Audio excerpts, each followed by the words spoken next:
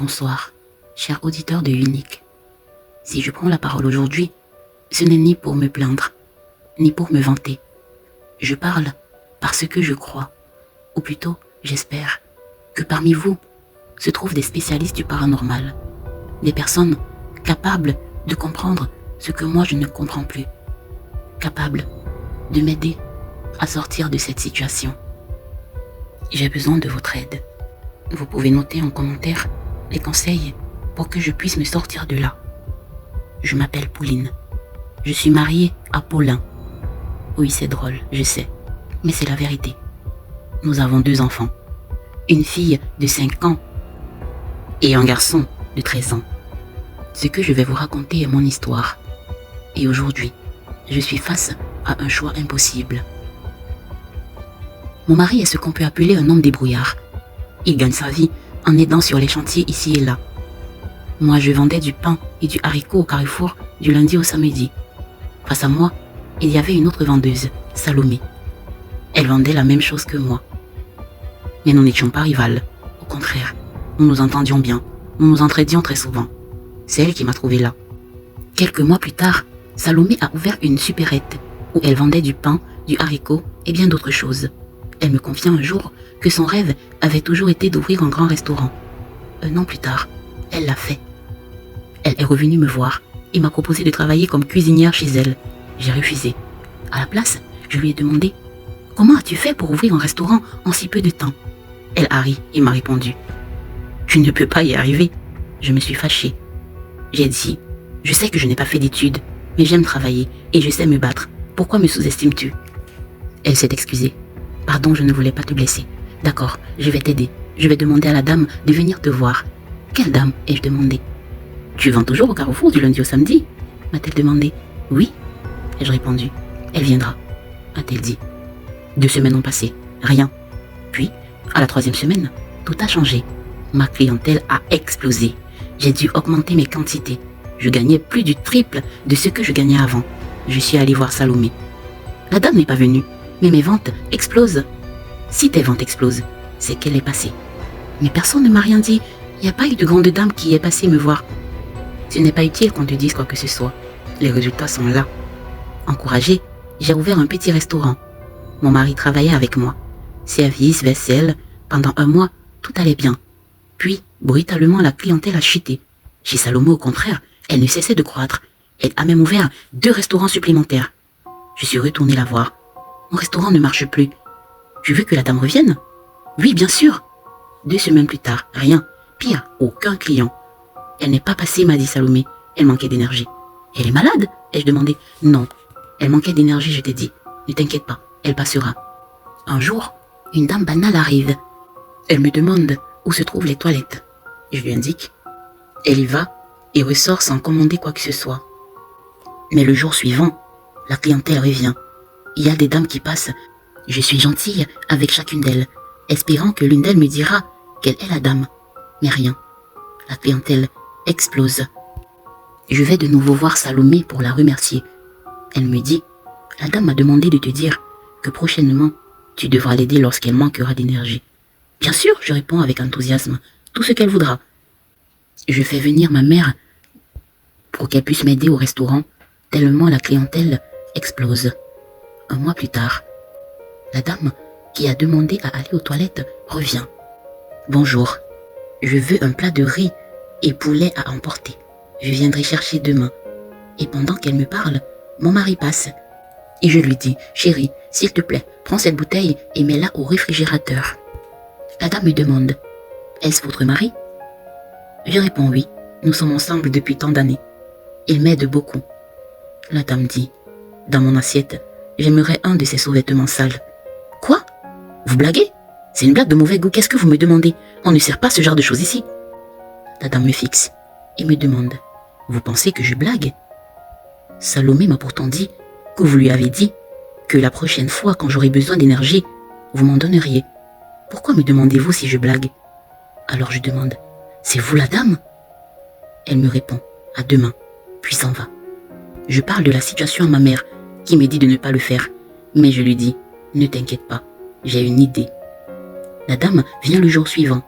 Elle ne dit pas bonjour. Il se place devant moi. Je lui remets son plat. Elle va sans dire merci. Elle ne donne pas d'argent. Une semaine plus tard, ma clientèle se met à baisser. Je vais voir Salomé. Y a-t-il un problème avec la dame? Elle est venue dans mon restaurant. Je lui ai donné à manger sans qu'elle ne paye. Seulement, pas de bonjour, pas de merci, rien. Et depuis qu'elle est partie, je perds ma clientèle. Salomé demande. Tu nous prends pour des idiots? Elle t'a donné de la clientèle. Lui as-tu dit merci? Pourquoi lorsqu'elle te demande un merci, tu essaies de la berner? Comment ça de la berner? Ce qu'elle t'a demandé, le lui as-tu donné? Oui, bien sûr. Mais de qui te moques-tu? Le sous-vêtement que tu as donné. Revois-le. Elle reviendra demain. Et si tu l'as de soi, tant pis pour toi. Je me demande, comment la dame a-t-elle su que le sous-vêtement que je lui ai donné était propre et que j'y avais juste rajouté des taches? C'est vrai que le sous-vêtement que je lui ai donné n'appartenait même pas à mon mari. Je l'ai acheté au marché et j'y ai mis des taches pour faire croire qu'il était sale. Mais que veut-elle faire avec un sous-vêtement sale? Je décide donc de lui donner un vrai sous-vêtement sale de mon mari. Le jour suivant, elle arrive. Son plat est prêt avec le sous-vêtement sale de mon mari. Sans me dire bonjour, sans me dire merci, elle prend son assiette et s'en va. Une semaine plus tard, la clientèle explose. Je vais revoir Salomé. La dame est repassée, j'ai fait ce qu'il fallait. Je sais, ne t'inquiète pas. C'est bien, fais juste ce qu'elle te demande et tu verras. Je lui demande. Et penses-tu que grâce à elle, je pourrai moi aussi ouvrir plusieurs restaurants? Bien sûr, répond Salomé. Tu pourras même faire plus. Hier, par exemple, j'ai fait partir une de mes filles en Europe. La semaine prochaine, j'irai en vacances aux États-Unis. Et c'est grâce à cette dame. Waouh! Dorénavant, je respecterai tout ce qu'elle me demandera. Le mois suivant, la dame passe. Elle me demande de nouveau les sous-vêtements sales de mon mari. Une fois de plus, ma mère me demande de ne pas le faire, car elle trouve la dame étrange de demander ce genre de choses. Ma mère me demande si mon mari se porte bien depuis que j'ai donné ses sous-vêtements sales à la dame. Et je dis bien sûr, il va bien. Il n'est pas tombé malade depuis. Il n'a été victime de rien d'étrange. Aucun cauchemar, rien du tout. Je me demande, pourquoi ma mère veut que j'arrête, vu que c'est grâce à ça que j'ai pu ouvrir mon restaurant. C'est grâce à cela que je peux prendre soin d'elle. Et mon mari a en plus un travail stable et avec un bon salaire. Car ah oui, je paye bien mon mari. Le mois suivant, la dame revient et me demande les dessous sales de ma mère. Je sais que si je lui demande, elle ne me donnera pas. Je décide de les prendre en cachette et de les remettre à la dame. Les ventes décuplent. Je réussis même à mettre de l'argent de côté pour pouvoir ouvrir un autre restaurant. Ma mère me demande, que t'a-t-elle demandé cette fois? Je préfère mentir en parlant de mon mari. La dame, pendant 3 mois, demande les sous-vêtements sales de ma mère. Je les lui donne. Les ventes augmentent. Je réussis à ouvrir un autre restaurant. Mon mari y est gérant. Un mois plus tard, la dame revient. Ce jour, ma fille de 5 ans est là. La dame me demande en souriant, « Qui est cette belle jolie fille ?» « C'est ma fille », je réponds naïvement en souriant. Surtout parce que c'est la première fois que je la vois sourire. « Elle est très belle », répond la dame. « Merci. Je viendrai demain chercher mon repas. » « Mais je ne veux pas de repas. Mets ce que tu connais, mais de ta fille. » Je lui demande, « Pourquoi pas de mon mari ou de ma mère ?»« De ta mère ou de ton mari ?» demande-t-elle. « Il n'y a plus rien à prendre. » « Comment ça, il n'y a plus rien à prendre? Regarde le lait. Regarde ta mère. Bientôt, quand tu pourras le voir, tu verras toi-même qu'il n'y a plus rien à prendre. » Puis elle s'en va. Le jour suivant, je lui donne ce qu'elle demande. Mais ma mère m'a vu. Lorsque je tends l'assiette à la dame, ma mère bondit et l'arrache. « Que fais-tu? Tu es folle? Ta fille ?» demande ma mère. La dame me regarde et me demande, « Pourquoi permets-tu à cette boîte vide de faire cela? Reprends cette assiette et donne-la-moi. » Je reste silencieuse. Ma mère me dit, « Si tu prends cette assiette, je ne serai plus ta mère. » La dame me dit, « Si tu ne me donnes pas cette assiette, aujourd'hui, je ne serai plus ton ange gardien financier. » Je les regarde toutes les deux. Et je pense à Salomé qui a envoyé sa fille en Europe. J'aimerais aussi envoyer mon fils en Europe. J'aimerais ouvrir un autre restaurant. J'aimerais acheter une maison. Et franchement, retourner à vendre du pain et du haricot, ça jamais. Ma mère ne peut pas me renier. C'est moi qui l'aide financièrement. Elle va se mettre en colère, mais ça va lui passer. Alors je lui arrache l'assiette des mains et je la remets à la dame qui sourit et dit, « Tu as fait le bon choix. » Ma mère en colère dit, « Tu as perdu la tête. » Puis s'en va. Elle prend ses affaires et va dans une autre ville, dans la maison de mon enfance. Elle y vit avec ma petite sœur. Je me demande, Comment va-t-elle faire sans argent? Je lui envoie de l'argent qu'elle me renvoie. Je décide de lui laisser du temps pour se calmer. Elle ne répond plus à aucun de mes appels. 1 mois plus tard, mon mari commence à se sentir mal. Il n'arrive plus à marcher. Il ressent juste de la fatigue. Il dit ne plus avoir d'énergie. À l'hôpital, examen, mais rien. Il prend des médicaments pour avoir des forces, mais rien. Avec les jours qui passent, il commence à peiner à manger. Je reçois un coup de fil me disant que ma mère ressent la même chose. Lorsque je vais la retrouver, je trouve une femme maigre, avec la peau sur les os. Quand je la vois, je fonds en larmes. Ma mère peine à parler, mais lorsqu'elle me voit, au lieu de manifester de la joie, elle me demande de partir, en essayant difficilement à faire un signe de sortir. Elle n'arrive même plus à articuler. Elle répète difficilement « Sors ». Ma sœur, qui est avec elle, me demande de sortir. Je sors. Ma sœur me rejoint à l'extérieur et me demande « Qu'as-tu fait ?»« Rien. »« Pourquoi me demandes-tu cela? Pourquoi maman ne veut pas me voir ?»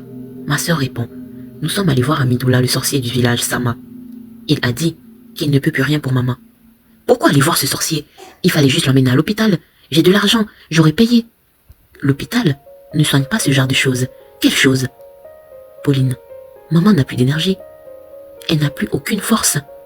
Amidoula nous a dit, elle éclate en sanglots, que maman va mourir. Tu as tué maman. Pauline, tu as tué maman. J'essaie de la calmer. Elle me repousse. Ne me touche pas. Mais que se passe-t-il? Qu'ai-je fait? J'envoie toutes les semaines de l'argent à maman. Je t'en envoie depuis qu'elle ne veut plus de mon argent. Elle ne veut plus de ton argent parce qu'il s'agit d'un argent sale. Mais qu'appelles-tu argent sale? Je me lève tous les jours, très tôt le matin. Je dors très tard. Je travaille toute la journée. Je ne vois presque pas mes enfants. Et tu me parles d'argent sale? Un argent que je gagne à la sueur de mon front. La sueur de ton front? Demande ma sœur. Et les sous-vêtements sales, on en parle? Va-t'en d'ici. Et sache que maman a dit que même si elle décède, elle ne veut pas que tu contribues à l'organisation de ses obsèques. Elle ne veut même pas que tu prennes part à ceci. Sinon, tu la suivras. Je pleure. Je supplie ma sœur. Je lui dis, maman va très mal.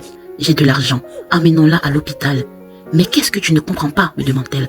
Maman va mourir. Aucun hôpital ne peut la guérir. Nous sommes allés dans des hôpitaux. Ils ne voient rien. Eux-mêmes ne comprennent même pas pourquoi elle est malade. Parce que selon les résultats, elle se porte très bien. 1 semaine plus tard, ma mère décède. L'état de mon mari empire. Lui aussi devient tout maigre, ne parle plus, bave, n'arrive même plus à manger, défecte sur lui. J'ai peur de prendre part aux obsèques de ma mère, de peur de mourir, comme me l'a dit ma sœur. 1 mois plus tard, qui correspond à hier, la dame revient et me demande de nouveau les dessous sales de ma fille. Je dois les remettre aujourd'hui. Hier, je suis allée voir Salomé, qui m'a rassurée en me disant « La dame n'est pas la cause de tout ce qui est arrivé à ta mère, ni de ce qui arrive à ton mari. » Mais j'ai fait mes recherches et j'ai découvert que Salomé a perdu sa mère, 2 de ses enfants aussi, son frère, qui sont tous morts de façon étrange. Accident violent, crise cardiaque, amaigrissement et perte d'appétit, perte d'énergie. Je profite pour faire également des recherches sur la dame. Des caméras sont installées dans le restaurant. Lorsque je revois les vidéos de surveillance, chose étrange. Les vidéos dans lesquelles je suis supposée échanger avec elle, elle n'apparaît pas. Elle n'apparaît dans aucune vidéo. Même dans la scène avec ma mère. Juste ma mère et moi apparaissons. Je fais visionner la vidéo à 2 autres serveurs qui n'ont pas assisté à la scène. Ils rigolent en demandant s'il s'agissait d'un sketch. Car on me voit tendant une assiette dans le vide pendant un long moment. On voit ma mère l'arracher de mes mains. On me voit la prendre des mains de ma mère, de la tendre dans le vide et ensuite elle disparaît. Et toutes les autres fois, c'est pareil. On me voit tendre l'assiette dans le vide et ensuite celle-ci disparaît. J'essaie de revoir les vidéos dans lesquelles elle est supposée apparaître. Et je remarque qu'il semble qu'en dehors de ma mère, de ma fille, de mon mari et de moi, personne d'autre ne semble la voir. Normal, vu qu'il semble qu'elle est invisible. Cher auditeur, je sens que ma fille risque de subir ce qu'a subi ma mère et ce que subit actuellement mon mari. Mon mari aujourd'hui est un légume. Je crois qu'il va mourir bientôt. S'il meurt, je pleurerai peut-être, ou peut-être pas. Avec l'argent, je rencontrerai un autre homme, un homme propre, un homme fort. L'argent attire toujours quelqu'un. Ce qui m'effraie, ce n'est pas de perdre mon mari, c'est de perdre mes restaurants. C'est de redevenir celle qui vendait du pain et du haricot sur le soleil. Pour ma fille, Je me pose la question. Est-ce qu'on s'habitue à vivre sans son enfant? Je n'ai jamais essayé. Je sais que la dame viendra aujourd'hui. Je sais aussi que si je continue, il ne restera plus rien de moi à donner. Alors je vous parle aujourd'hui. Parce que je cherche une solution où je garde tout. L'argent, les restaurants et ma fille. S'il existe une autre issue, dites-le moi vite. En échange, je peux aider ceux parmi vous qui sont fatigués de compter les pièces. Ceux d'entre vous qui n'en peuvent plus de la pauvreté. Ceux qui sont prêts à faire des sacrifices qu'ils n'osent même pas nommer à voix haute. Je peux vous mettre en contact avec la dame. Elle ne parle pas beaucoup. Elle ne négocie pas. Mais elle tient toujours ses promesses. Elle viendra tout à l'heure prendre ce qu'elle a demandé. Mais je ne veux pas lui donner. Je ne veux pas donner ma fille. Elle n'a que 5 ans. Je ne veux pas retourner dans cette vie de misère. Ne soyez pas sans cœur. Pensez à ma fille, qui n'est que à la fleur de l'âge. Pensez à moi. Savez-vous ce que c'est que de vivre la pauvreté, que de vivre la misère, de sortir de là et d'y retourner? Je ne pourrai pas le supporter. Personne ne peut le supporter. Personne ne mérite de vivre cela. Alors, si vous avez une astuce, un conseil, aidez-moi. Donnez-moi le conseil. Aidez-moi. Aidez ma fille. Parce que le temps presse.